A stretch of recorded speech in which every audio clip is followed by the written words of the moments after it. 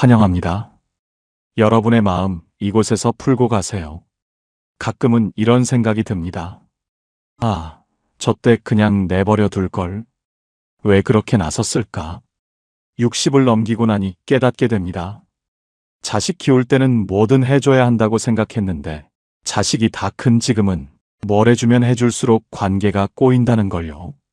70이 넘은 한 어머니가 울면서 말했습니다.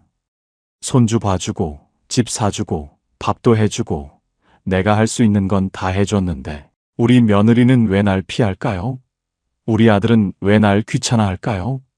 그 순간 저는 알았습니다. 그 어머니가 준 모든 것들이 실은 자식을 숨막히게 만든 거라는 거요. 오늘은요, 성인 자녀에게 절대 주면 안 되는 것 5가지, 그리고 반드시 줘야 하는 것 5가지에 대해 말씀드리려 합니다. 이건 그냥 관계 조언이 아닙니다. 당신의 노년이 자식 때문에 불행해질 것인지 아니면 자식과 함께 행복할 것인지 그 갈림길에 대한 이야기입니다. 주제가 마음에 드신다면 구독과 좋아요 눌러주세요. 여러분의 마음을 안아주는 좋은 컨텐츠로 보답하겠습니다. 첫 번째로 절대 주면 안 되는 것, 자식 부부의 결혼 생활에 대한 간섭. 순옥 씨는 아들 부부가 걱정됐습니다. 며느리는 집안일을 대충 하는 것 같고 아들은 퇴근하면 소파에만 누워있고 둘이 자주 다투는 것 같았습니다. 순옥 씨는 참을 수 없었습니다. 며느리, 집안일은 좀 제대로 해야지. 우리 아들 밥은 챙겨주고 있어? 아들아, 너도 집안일 좀 도와줘. 요즘 세상에 남자가 그렇게 살면 어떡해? 애는 언제 가질 거야? 나이 들수록 힘들어진다. 너희 둘 왜 자꾸 싸워? 좀 참고 살지. 처음엔 아들 부부가 대답했습니다. 네, 엄마. 알겠어요. 하지만 순옥 씨는 멈추지 않았습니다. 일주일에 2~3번 집에 들러 청소를 하고 밥을 해주고 이것저것 잔소리를 했습니다. 그러던 어느 날 며느리가 남편에게 말했습니다. 여보, 우리 이사 가요. 시어머니가 너무 자주 오셔서 우리만의 생활이 없어요. 내가 숨이 막혀요. 아들이 어머니에게 조심스레 말했습니다. 엄마, 우리 좀 내버려 두시면 안 돼요? 엄마가 도와주시려는 거 알지만 저희도 저희 방식대로 살고 싶어요. 순옥 씨는 억울했습니다. 내가 다 너희 잘 되라고 하는 건데. 하지만 아들은 단호했습니다. 엄마, 이제 열쇠도 돌려주시고 오시기 전에 미리 연락해 주세요. 순옥 씨는 그날 밤 울었습니다. 나는 환영받지 못하는 사람이 됐구나. 미시간 대학교 가족관계 연구소의 조사에 따르면 시부모나 친정부모가 성인 자녀의 결혼 생활에 지나치게 간섭할 경우 부부 만족도가 평균 45% 이상 감소하며 이혼 위험도가 일반 부부보다 2.3배 높아진다고 합니다. 더 심각한 건 부모의 간섭이 심할수록 성인 자녀가 부모를 회피하게 되고 결국 관계가 완전히 단절되는 경우도 23% 이상이라는 겁니다. 자식 부부에게 간섭하는 부모의 특징. 내가 다 너희 위해서 하는 말이야 라고 정당화합니다. 며느리나 사위의 방식을 인정하지 못합니다. 우리 때는 안 그랬는데 라는 말을 자주 합니다.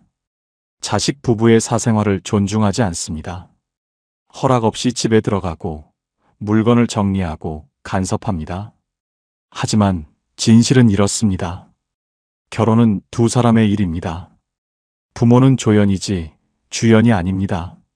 명심하세요. 자식이 결혼하면 그 집은 더 이상 당신 집이 아닙니다. 며느리가 집을 어떻게 꾸미든, 사위가 애를 어떻게 키우든, 아들 부부가 무슨 음식을 먹든 그건 그들의 선택입니다. 당신이 보기에 틀렸어도, 당신이 보기에 서툴러도 그건 그들이 배워가는 과정입니다. 아들이 35인데 아직도 우리 아들이라고 부르며 보호하려고 하지 마세요. 그는 이제 누군가의 남편이고 누군가의 아빠입니다. 방문하고 싶으면 미리 연락하고, 조언하고 싶으면 물어본 다음에 하고, 도와주고 싶으면 거절당할 수도 있다는 걸 받아들이세요. 간섭은 사랑이 아닙니다. 간섭은 침입입니다. 손을 떼세요. 그게 자식 부부를 진짜 사랑하는 방법입니다. 두 번째로 절대 주면 안 되는 것. 무분별한 경제적 지원. 영철 씨는 돈이 좀 있는 편이었습니다. 그래서 아들 부부가 뭔가 필요하다고 하면 언제든 도와줬습니다. 아들이 결혼할 때 집을 사줬습니다. 전세로 시작하면 불안하잖아. 아빠가 사줄게. 차도 바꿔줬습니다. 요즘 애 낳으면 차 없으면 힘들어. 새 차 뽑아. 손주 어린이집비, 학원비 모두 영철 씨가 됐습니다. 나 있는데 뭐. 내 손주인데 당연히 내가 내야지. 심지어 아들 부부의 해외여행비까지 영철 씨가 대줬습니다. 너희도 쉬어야지. 가서 실컷 놀다 와. 영철 씨는 뿌듯했습니다. 내가 이렇게 자식을 도와줄 수 있다니. 이게 부모 역할 아닌가? 하지만 몇 년이 지나자 이상한 일이 벌어졌습니다. 아들 부부는 더 이상 저축을 하지 않았습니다. 월급을 다 쓰고 모자라면 아버지에게 손을 벌렸습니다. 아빠, 이번 달 카드값 좀 도와주세요. 아빠, 애 학원 하나 더 보내려는데. 아빠, 차 바꾸고 싶은데. 영철 씨는 점점 부담스러웠습니다. 하지만 거절하지 못했습니다. 지금까지 해줬는데 이제 와서 안 된다고 하면 자식이 섭섭해하지 않을까? 그러던 어느 날 영철 씨의 사업이 어려워졌습니다. 아들에게 말했습니다. 아들아, 미안한데 이번엔 못 도와줄 것 같아. 아빠도 지금 좀 힘들어서. 아들의 반응은 충격적이었습니다. 예? 그럼 저희는 어떡하라고요? 아빠가 지금까지 해주시다가 갑자기 왜 그러세요? 애들 학원비는 누가 내요? 며느리는 더 심했습니다. 아버님이 계속 해주신다길래 저희도 그걸 믿고 계획을 세웠는데 갑자기 안 된다고 하시면 저희가 어떻게 해요? 영철 씨는 그 순간 머리를 망치로 맞은 것 같았습니다. 내가 이런 사람들을 만든 건가? 스탠퍼드 대학교 경제심리학과의 연구에 따르면 부모로부터 지속적인 재정 지원을 받는 성인 자녀의 경우 재정 자립도가 평균 이하로 떨어지며 부모를 경제적 안전망으로 인식하는 경향이 강해진다고 합니다. 더 심각한 건 부모가 경제적 어려움을 겪을 때 자녀가 이해하기보다는 오히려 원망하고 부모로서 책임을 다하지 못한다며 비난하는 경우가 41%에 달한다는 겁니다. 무분별한 경제 지원을 하는 부모의 특징.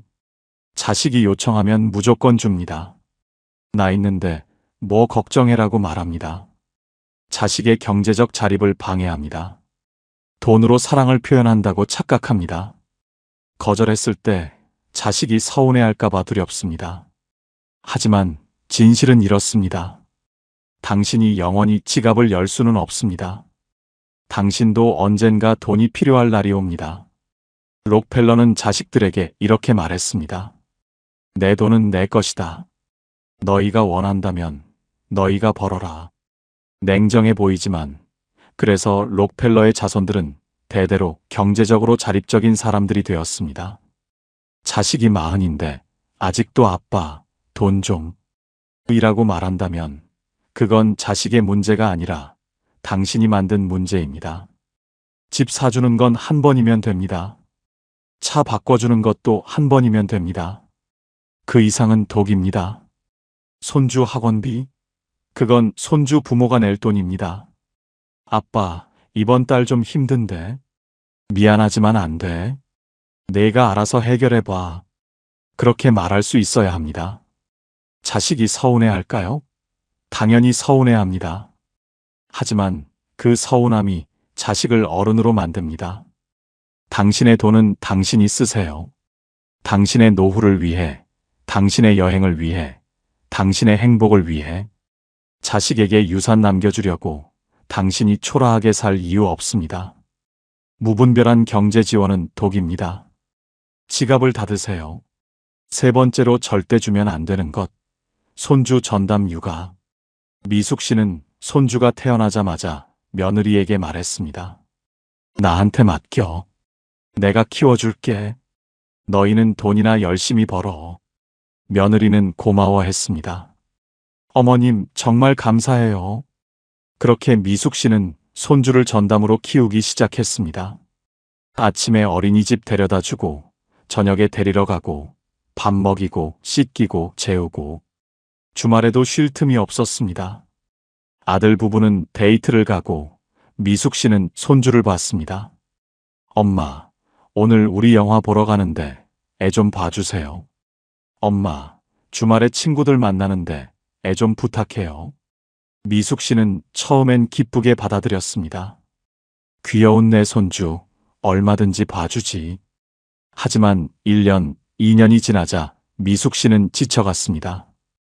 허리는 아프고 무릎은 시큰거리고 밤엔 피곤해서 쓰러지듯 잤습니다. 친구들이 여행 가자고 해도 나 손주 봐야 해서 라며 거절했습니다. 하고 싶은 취미도 만나고 싶은 사람도 모두 포기했습니다. 그러던 어느 날 미숙 씨가 며느리에게 말했습니다. 며느리, 이번 주는 내가 좀 아파서 애 못 봐줄 것 같아. 며느리의 반응은 차가웠습니다. 어머님, 저희가 계획 다 세웠는데 어떡해요? 감기로 애 못 보는 건 좀 아닌 것 같은데요. 지금까지 잘 봐주셨잖아요. 미숙 씨는 그 말에 가슴이 무너졌습니다. 나는 육아 도우미가 된 건가? UCLA 노년학 연구소의 조사에 따르면 손주를 전담으로 돌보는 조부모의 경우 신체적 건강이 급격히 악화되며 우울증 발생률이 일반 노인보다 3.7배 높다고 합니다. 더 비극적인 건 이렇게 헌신한 조부모에게 자녀 세대가 감사하기보다는 당연한 의무로 여기는 경우가 많고 조부모가 거절하거나 아플 때 오히려 불만을 표출한다는 겁니다. 손주 전담 육아를 하는 조부모의 특징. 내가 안 보면 누가 봐라고 생각합니다. 자식 부부에게 거절하지 못합니다. 자신의 건강과 시간을 희생합니다. 손주 부모가 육아 책임을 회피하게 만듭니다. 하지만 진실은 이렇습니다. 손주는 당신이 키울 아이가 아닙니다. 손주 부모가 키울 아이입니다. 당신은 이미 자식을 다 키웠습니다. 이제는 당신 인생을 살 차례입니다. 일주일에 하루, 이틀 봐주는 건 괜찮습니다. 가끔 놀러와서 함께 시간을 보내는 것도 좋습니다. 하지만 매일 봐주는 건 안 됩니다. 주말까지 반납하는 건 안 됩니다. 며느리가 어머님 애 좀 이라고 할 때 미안한데 나도 약속 있어라고 말할 수 있어야 합니다. 그럼 어떡해요? 내가 알아서 해. 너희 애니까. 냉정해 보이지만 그게 모두를 위한 겁니다. 손주 부모는 육아 책임을 배우고 당신은 당신의 삶을 살고 손주는 진짜 부모의 사랑을 받습니다. 당신이 손주 전담 육아를 하면 세 사람 모두 불행해집니다. 손을 떼세요. 도와줄 순 있지만 전담할 순 없습니다. 당신의 노년은 손주를 키우라고 주어진 게 아닙니다. 네 번째로 절대 주면 안 되는 것, 해결책과 잔소리. 동현 씨는 아들 부부에게 늘 조언을 했습니다. 아들이 회사에서 힘들다고 하면 그건 내가 이렇게 하면 돼. 며느리가 육아로 힘들다고 하면 우리 때는 이렇게 했어. 너도 그렇게 해봐. 손주가 말을 안 듣는다고 하면 애를 너무 곱게 키워서 그래. 혼을 내야지. 동현 씨는 자신이 인생 선배로서 도움을 주고 있다고 생각했습니다. 하지만 시간이 지나자 아들 부부는 동현 씨와의 통화를 피했습니다. 아빠한테 전화하면 또 잔소리하실 텐데. 명절에 만나도 대화가 불편했습니다. 뭘 말해도 동현 씨가 끼어들어 그건 이렇게 해야 해라고 말했으니까요. 아들이 어느 날 폭발했습니다. 아빠, 제발 좀 그만하세요. 저희가 물어보지도 않았는데. 왜 매번 가르치려고만 하세요? 저희도 이제 40인데 저희가 알아서 할 수 있어요. 동현 씨는 억울했습니다. 나는 다 너희 잘 되라고 하는 말인데. 펜실베이니아 대학교 심리학과의 연구에 따르면 부모가 성인 자녀에게 요청받지 않은 조언을 지속적으로 할 경우 자녀의 자존감이 손상되고 부모와의 대화를 회피하게 되며 관계 만족도가 평균 58% 이상 감소한다고 합니다. 특히 우리 때는 이랬어라는 식의 조언은 자녀에게 무시당하는 느낌을 주고 세대 차이만 부각시킨다는 겁니다. 해결책과 잔소리를 주는 부모의 특징. 물어보지도 않았는데 조언합니다. 내가 더 많이 살아봐서 아는데 라고 말합니다. 자식의 방식을 인정하지 못합니다. 그렇게 하면 안 되라는 말을 자주 합니다. 하지만 진실은 이렇습니다. 조언은 물어볼 때만 해야 합니다. 물어보지 않았다면 입을 다물어야 합니다. 자식이 아빠, 이거 어떻게 생각하세요? 라고 물을 때 그때만 조심스럽게 말하세요. 내 생각은 이런데 너는 어떻게 생각해? 결정은 네가 하는 거야. 자식이 실수하는 걸 지켜보는 게 힘들다고요? 그래도 지켜봐야 합니다. 넘어져 봐야 일어서는 법을 배웁니다. 실수해봐야 다음엔 안 합니다. 당신이 매번 알려주면 자식은 평생 스스로 생각하지 못합니다. 입을 다무세요. 침묵도 사랑입니다. 5번째로 절대 주면 안 되는 것. 당신이 불행한 모습. 경희 씨는 늘 한숨을 쉬었습니다. 아이고, 나는 왜 이렇게 팔자가 사나운지. 나는 평생 고생만 하고 살았어. 너희 아빠는 나한테 뭐 하나 제대로 해준 게 없어. 자식들이 모이면 경희 씨는 자신의 불행을 늘어놓았습니다. 너희 낳아서 키우느라 내 인생은 다 버렸어. 나는 하고 싶은 거 하나 못하고 살았어. 이제 늙어서 뭐가 남았니? 아무것도 없어. 처음엔 자식들이 위로했습니다. 엄마, 그렇게 말씀하지 마세요. 하지만 경희 씨는 멈추지 않았습니다. 만날 때마다 불평하고 한숨 쉬고 우울해했습니다. 시간이 지나자 자식들은 어머니를 만나는 게 부담스러워졌습니다. 엄마 만나면 또 우울해지는데 우리 잘못도 아닌데 왜 죄책감을 느껴야 하지? 명절에도 생일에도 자식들은 의무감으로 찾아올 뿐 진심으로 어머니를 보고 싶어 하지 않았습니다. 경희 씨는 외로웠습니다. 자식들이 왜 날 안 찾을까? 하지만 이유를 몰랐습니다. 보스턴 대학교 가족심리학과의 연구에 따르면 부정적이고 불행한 모습을 지속적으로 보이는 부모의 경우 자녀가 부모와의 만남을 회피하게 되고 죄책감과 부담감만 느끼게 되며 결국 관계가 형식적으로만 유지된다고 합니다. 특히 너희 때문에 내 인생이 불행했다는 식의 말은 자녀에게 평생 지울 수 없는 죄책감을 주고 건강한 관계를 불가능하게 만든다는 겁니다. 불행한 모습을 보이는 부모의 특징. 만날 때마다 불평과 한숨뿐입니다. 나는 불행해라는 메시지를 끊임없이 줍니다. 자식에게 죄책감을 느끼게 만듭니다. 너희 때문에 라는 말을 자주 합니다. 하지만 진실은 이렇습니다. 당신의 불행은 자식 책임이 아닙니다. 당신의 행복도 자식 책임이 아닙니다. 그건 당신 책임입니다. 자식은 당신을 행복하게 해줄 의무가 없습니다. 자식은 자기 인생을 살아야 합니다. 불행한 부모를 보며 자란 자식은 늙는 것을 두려워하게 됩니다. 나도 저렇게 되는 건가? 그 대신 행복한 부모를 보며 자란 자식은 노년을 기대하게 됩니다. 나도 엄마처럼 늙고 싶다. 당신이 불행하면 자식도 불행해집니다. 당신이 행복해야 자식도 편안합니다. 불행한 모습은 독입니다. 행복하세요. 자, 이제 여기까지 들으시면서 혹시 이런 생각이 드셨나요?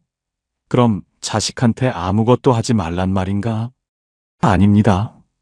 주지 말아야 할 것과 반드시 줘야 할 것은 다릅니다. 지금부터 말씀드릴 5가지. 이건 돈으로 살 수 없지만 관계를 평생 건강하게 만드는 진짜 선물입니다. 첫 번째로 반드시 줘야 하는 것. 당신이 재미있게 사는 모습. 70이 넘은 정수 씨는 요즘 인생이 제일 재밌습니다. 아침엔 수영을 하고 점심엔 친구들과 맛집 탐방을 하고 오후엔 그림을 그립니다. 저녁엔 아내와 함께 동네를 산책하거나 영화를 보러 갑니다. 주말엔 등산 동호회 활동을 하고 한 달에 한 번은 근교로 여행을 갑니다. 여보, 다음 주엔 어디 가볼까? 속초? 좋지. 횟집 가자. 둘이 킥킥대며 계획을 짭니다. 정수 씨의 아들이 어느 날 전화했습니다. 아버지, 이번 주말에 애 좀 봐주실 수 있어요? 저희가 좀 급한 일이 있어서. 정수 씨가 캘린더를 확인하더니 말했습니다. 아, 미안한데 이번 주는 안 되겠다. 아빠가 등산 가기로 했거든. 다음 주는 어때? 예. 등산이요? 그게 손주보다 중요해요? 정수 씨는 잠시 멈칫했지만 단호하게 말했습니다. 응, 중요해. 아빠도 아빠 인생이 있어. 손주는 내가 키우는 거야. 아빠는 이제 아빠가 하고 싶은 거 하면서 살 거야. 전화를 끊고 나서 정수 씨는 조금 미안한 마음도 들었습니다. 하지만 아내가 말했습니다. 당신 잘했어요. 우리도 우리 인생 살아야죠. 그로부터 몇 달 후 아들이 명절에 집에 왔을 때 정수 씨에게 말했습니다. 아버지, 제가 생각이 좀 바뀌었어요. 처음엔 아버지가 왜 그러시나 섭섭했는데 지금은 오히려 존경스러워요. 아버지 요즘 너무 행복해 보이세요. 그리고 저도 깨달았어요. 제가 아버지한테 너무 의지하려고 했던 것 같아요. 손주는 제가 키워야 하는 거였는데 아버지 덕분에 정신 차렸어요. 며느리도 거들었습니다. 아버님, 저희 엄마는 손주 봐주시느라 정작 당신 인생은 없으세요. 요즘 우울증도 있으시고. 근데 아버님은 달라요. 그게 보기 좋아요. 정수 씨의 딸도 말했습니다. 아빠, 저도 아빠처럼 늙고 싶어요. 아빠 보면 나이 드는 게 두렵지 않아요. 오히려 기대돼요. 하버드 의대 75년 종단 연구에 따르면 노년에도 적극적으로 취미 활동을 하고 사회적 관계를 유지하는 부모를 둔 자녀의 경우 노화에 대한 긍정적 인식이 83% 이상 높으며 자신의 노년도 더 계획적이고 주체적으로 준비한다고 합니다. 특히 이런 부모를 보며 자란 자녀들은 부모를 부담이 아닌 롤모델로 여기고 부모와의 관계도 훨씬 더 건강하고 친밀하다는 겁니다. 재미있게 사는 부모가 자녀에게 주는 것. 나이 들어도 인생은 즐거울 수 있다는 희망. 자녀에게 의존하지 않는 독립적인 모습. 나도 저렇게 살고 싶다는 동기부여. 부모를 존경하고 닮고 싶어하는 마음. 세대 간의 건강한 경계와 존중. 당신이 손주 봐주며 희생하는 모습을 보이면 자녀는 당연하게 여기고 더 많은 걸 요구합니다. 하지만 당신이 당신 인생을 즐기는 모습을 보이면 자녀는 책임감을 배우고 당신을 존경합니다. 엄마는 요즘 뭐 해요? 그림 배워. 너무 재밌더라. 아빠는 요즘 어떻게 지내세요? 친구들이랑 제주도 갔다 왔어. 바다가 정말 좋더라. 그런 대화를 나눌 수 있어야 합니다. 자녀가 우리 부모님은 뭐 하고 계실까? 걱정하는 부모가 아니라 우리 부모님은 지금쯤 또 뭐 재밌는 거 하고 계실까? 기대하는 부모가 되세요. 손주 봐주겠다고 수영 그만두지 마세요. 자녀 도와주겠다고 여행 포기하지 마세요. 며느리 눈치 보느라 친구 만나는 거 미루지 마세요. 당신이 재미있게 사는 모습, 그게 자녀에게 주는 최고의 유산입니다. 나는 너희를 위해 희생했어가 아니라 나는 내 인생이 이렇게 재밌어라고 말하는 부모. 그게 자녀가 진짜 본받아야 할 모습입니다. 웃으세요. 즐기세요. 살아있음을 만끽하세요. 그게 자녀에게 줄 수 있는 최고의 선물입니다. 당신의 행복한 모습이 자녀의 미래를 밝힙니다. 두 번째로 반드시 줘야 하는 것, 적절한 거리와 경계. 은숙 씨는 아들이 결혼한 후 딱 한 가지 원칙을 세웠습니다. 우리는 우리 인생을 살고 너희는 너희 인생을 살아라. 아들 부부가 근처에 살았지만 은숙 씨는 함부로 방문하지 않았습니다. 가고 싶을 때마다 전화했습니다. 며느리, 이번 주 토요일에 잠깐 들러도 될까? 너희 괜찮으면 저녁 같이 먹자. 며느리가 바쁘다고 하면 서운해하지 않고 말했습니다. 그래, 알았어. 다음에 보자. 명절에도 은숙 씨는 강요하지 않았습니다. 명절에 너희가 처가 가고 싶으면 가. 우리는 괜찮아. 손주가 태어난 후에도 마찬가지였습니다. 손주 보고 싶으면 우리가 갈게. 너희는 편할 때 연락해. 일주일에 한 번 정도 손주를 봐줬지만 그 이상은 하지 않았습니다. 이번 주는 우리 약속 있어서 못 봐줘. 대신 다음 주는 괜찮아. 며느리가 처음엔 놀랐습니다. 주변 시어머니들은 매일 들락날락하며 이것저것 간섭하는데 은숙 씨는 달랐으니까요. 시간이 지나자 며느리가 친구들에게 자랑했습니다. 우리 시어머니는 정말 좋으셔. 적당히 거리를 두시니까 오히려 더 보고 싶어져. 아들도 아버지에게 말했습니다. 아버지, 감사해요. 아버지가 이렇게 저희를 존중해 주시니까 저희도 부모님을 더 챙기고 싶어요. 명절이 되면 아들 부부가 먼저 연락했습니다. 아버지, 이번 명절엔 저희가 갈게요. 엄마 음식 먹고 싶어요. 손주도 할머니를 찾았습니다. 할머니 보고 싶어요. 강요하지 않았기에 오히려 더 가까워졌습니다. 존스 홉킨스 대학교 가족관계 연구에 따르면 부모와 성인 자녀 간의 적절한 거리와 경계가 유지될 경우 관계 만족도가 평균 67% 이상 높으며 갈등 발생률도 현저히 낮다고 합니다.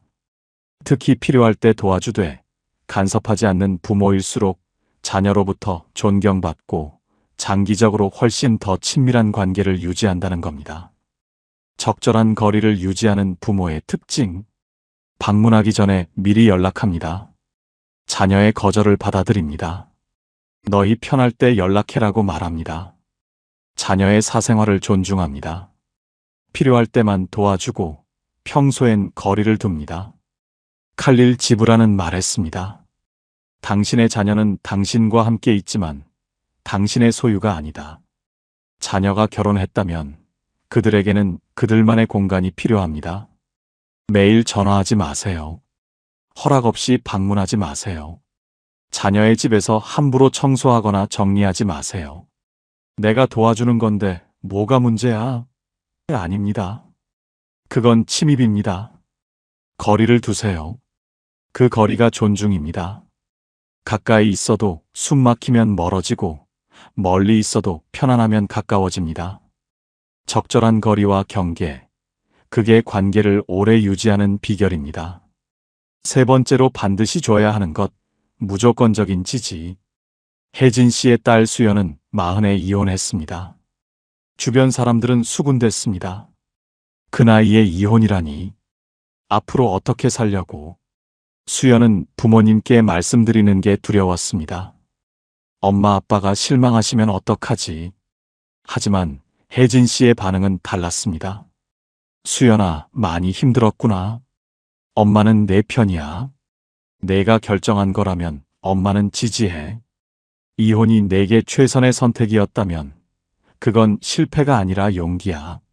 수연이 울면서 말했습니다. 엄마, 저 잘못 산 건가요? 혜진 씨가 딸을 안으며 말했습니다. 아니야. 넌 최선을 다했어. 안 되는 결혼을 끝까지 붙잡고 있는 것보다 끝낼 용기를 낸 게 훨씬 대단한 거야. 엄마는 내가 행복하면 돼. 결혼했든 이혼했든 넌 여전히 엄마의 자랑스러운 딸이야. 수연은 어머니의 그 말로 다시 일어설 수 있었습니다. 2년 후 수연은 작은 카페를 열었습니다. 성공적이진 않았지만 행복했습니다. 엄마, 저 이제 괜찮아요. 엄마가 그때 저를 믿어주지 않았으면 저 다시 못 일어섰을 거예요. 혜진 씨의 아들도 마찬가지였습니다. 사업이 실패해서 빚을 지고 왔을 때 혜진 씨는 비난하지 않았습니다. 도전한 것만으로도 대단해. 실패는 끝이 아니야. 다시 시작하면 돼. 엄마는 내가 뭘 하든 어떤 모습이든 널 사랑해. 그것만 알아. MIT 심리학과의 연구에 따르면 부모로부터 무조건적인 지지를 받은 성인 자녀의 경우 인생의 위기를 겪어도 회복 탄력성이 월등히 높고 다시 도전할 확률이 일반인보다 3.2배 높다고 합니다. 반대로 부모가 자녀의 실패를 비난하거나 내가 뭘 했어라고 말하는 경우 자녀는 평생 트라우마에 시달리고 부모와의 관계도 회복 불가능하게 망가진다는 겁니다. 무조건적 지지를 주는 부모의 특징. 자녀가 실패해도 비난하지 않습니다. 넌 어떤 모습이든 내 자식이야 라고 말합니다. 성공했을 때만이 아니라 실패했을 때도 곁에 있습니다. 내가 뭘 했어 대신 다시 시작하면 되라고 합니다. 빅토르 프랑클은 말했습니다. 인간에게 필요한 건 조언이 아니라 무조건적으로 받아들여지는 경험이다. 자녀가 이혼했든 사업이 망했든 실직했든 빚을 졌든 그건 중요하지 않습니다. 넌 내 자식이고 난 널 사랑해. 엄마 아빠는 내 편이야. 그 한마디면 충분합니다. 세상이 다 등을 돌려도 부모만은 내 편이구나. 그 확신이 자녀를 일으켜 세웁니다. 무조건적인 지지, 그게 자녀에게 줄 수 있는 가장 큰 힘입니다. 네 번째로 반드시 줘야 하는 것, 경청과 공감. 동수 씨는 아들의 말을 진심으로 들어줍니다. 아들이 회사에서 힘든 일이 있어서 전화했을 때 동수 씨는 하던 일을 멈추고 온전히 아들에게 집중합니다. 아빠, 오늘 상사한테 혼났어요. 정말 열받아요. 다른 부모들은 이렇게 말합니다. 그래서 내가 뭘 잘못했길래? 참아야지. 회사가 다 그렇지. 아직 젊으니까 배우는 거야. 하지만 동수 씨는 달랐습니다. 그랬구나. 많이 속상했겠다. 구체적으로 어떤 일이 있었어? 아들이 30분 동안 쏟아냈습니다. 동수 씨는 중간에 끊지 않고 끝까지 들었습니다. 그래서? 그때 내 기분이 어땠어? 아들이 다 말하고 나자 동수 씨가 조용히 말했습니다. 정말 힘들었겠다. 아빠도 내 입장이었으면 화났을 것 같아. 근데 넌 어떻게 하고 싶어? 잘 모르겠어요. 천천히 생각해봐. 아빠는 내가 어떤 결정을 하든 지지할게. 필요하면 언제든 얘기해. 전화를 끊고 나서 아들이 아내에게 말했습니다. 아빠는 정말 다르셔. 조언도 안 하시고 그냥 들어주시기만 하는데 그게 더 힘이 돼. 며칠 후 아들이 다시 전화했습니다. 아빠, 제가 결정했어요. 아빠랑 얘기하면서 정리가 됐어요. 감사해요. 컬럼비아 대학교 심리학과의 연구에 따르면 부모가 성인 자녀의 말을 진심으로 경청하는 경우 자녀의 스트레스가 평균 34% 감소하고 부모와의 정서적 유대가 강화되며 어려운 일이 생겼을 때 부모를 먼저 찾게 된다고 합니다.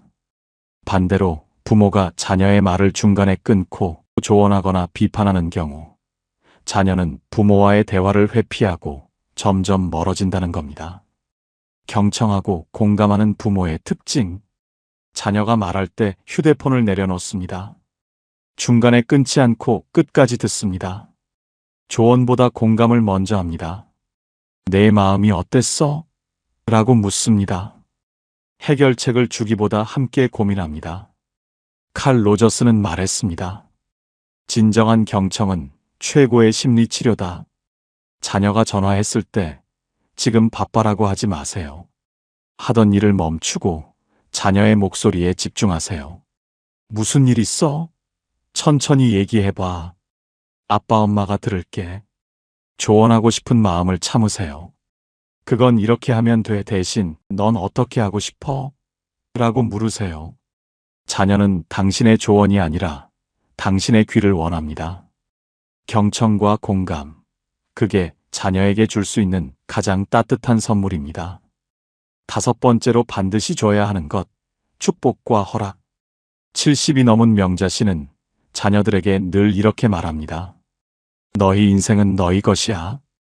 엄마는 너희가 행복하면 그걸로 충분해. 큰딸이 회사를 그만두고 작은 서점을 차린다고 했을 때 주변 사람들은 말렸습니다. 안정적인 직장을 왜 그만둬? 서점으로 뭐 먹고 살려고? 하지만 명자 씨는 달랐습니다. 그래, 내가 정말 하고 싶은 일이면 해봐. 엄마는 내 결정을 지지해. 엄마가 필요하면 언제든 말해. 작은 아들이 결혼을 미루고 혼자 사는 삶을 선택했을 때도 마찬가지였습니다. 결혼이 인생의 전부는 아니야. 내가 행복한 방식으로 살면 돼. 엄마는 괜찮아. 명자 씨의 막내딸이 말했습니다. 엄마, 제 친구들 부모님은 맨날 결혼하라고, 애 낳으라고, 이래라 저래라 하시는데 우리 엄마는 정말 달라요. 엄마가 이렇게 허락해 주시니까 저희가 오히려 더 책임감 있게 살게 돼요. 엄마를 실망시키고 싶지 않거든요. 명자 씨가 웃으며 말했습니다.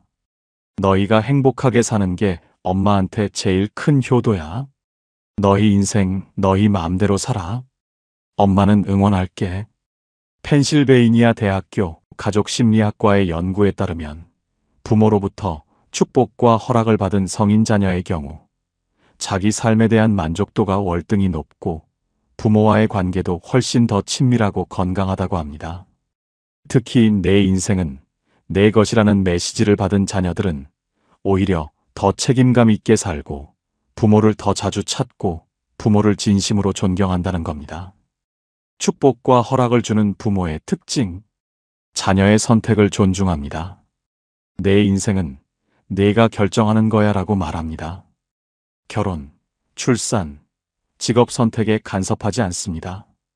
내가 행복하면 그걸로 충분해라고 합니다. 괴테는 말했습니다. 자유를 주는 것이 진정한 사랑이다. 자녀가 결혼 안 한다고 잔소리하지 마세요. 자녀가 애 안 낳는다고 비난하지 마세요. 자녀가 당신 뜻대로 살지 않는다고 서운해하지 마세요. 너 인생이니까 내가 결정해.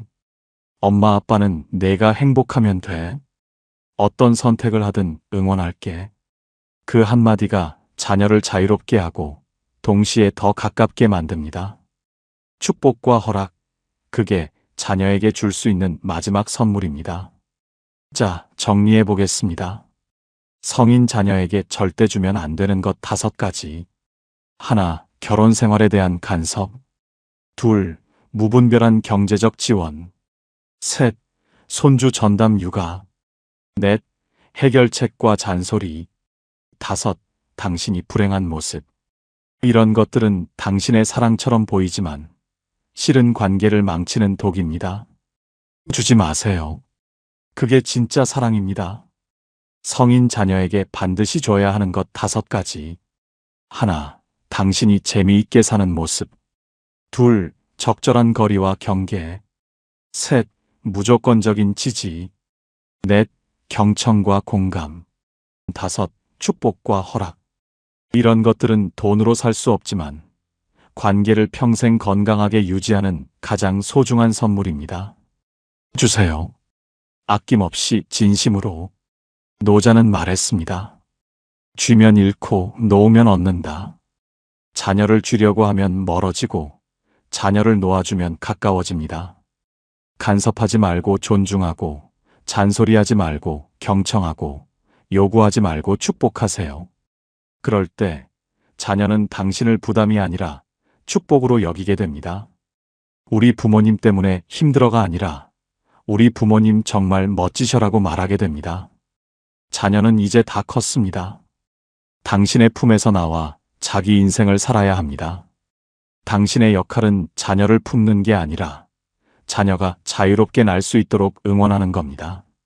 그리고 당신도 당신의 인생을 사는 겁니다. 자녀의 삶이 아니라 당신의 삶을요. 주면 안 되는 건 과감히 끊고 줘야 하는 건 아낌없이 주세요. 그럴 때 당신과 자녀 모두 행복해집니다. 오늘 영상을 보며 여러분은 어떤 생각이 드셨나요? 혹시 성인 자녀에게 주지 말아야 할 걸 주고 계시진 않나요? 줘야 할 걸 주지 못하고 계시진 않나요? 여러분의 경험과 생각을 댓글로 나눠주세요. 여러분의 이야기가 누군가에게 큰 위로와 깨달음이 될 것입니다. 오늘도 끝까지 시청해주신 여러분께 깊은 감사를 드립니다. 오늘 영상이 도움이 되셨다면 소중한 분들께 공유해주시고 구독과 좋아요로 저를 응원해주세요. 여러분과의 소중한 연결이 저에게 큰 힘이 됩니다. 오늘도 행복한 하루 되세요. 이상으로 마음 풀고 가세요 였습니다.